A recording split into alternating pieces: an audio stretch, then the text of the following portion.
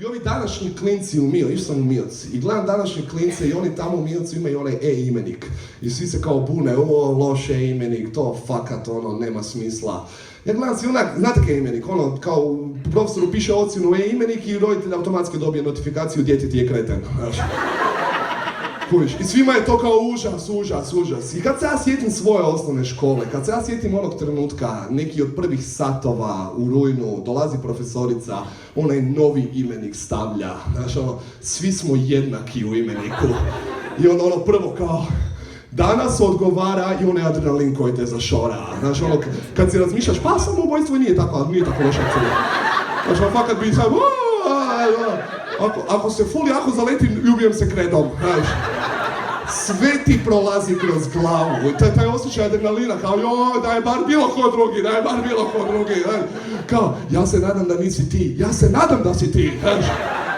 Znaš, ta razina, i onda dođe profesorica i otvori, danas odgovara, i otvori Vugrinec Goran i šta onda napravi?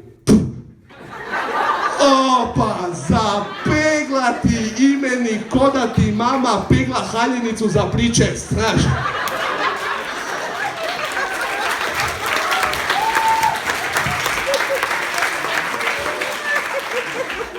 Parni valjak je zvao, pita da li treba doći.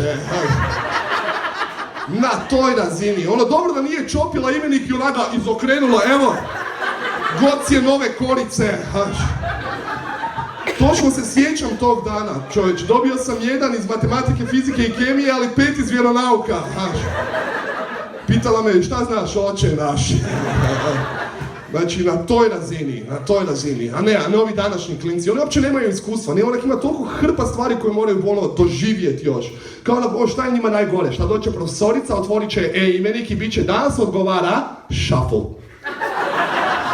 I onda još ako je shuffle ko na anteni Zagreb, jedno te isti učenik, znaš. Lik do kraja godine odgovara,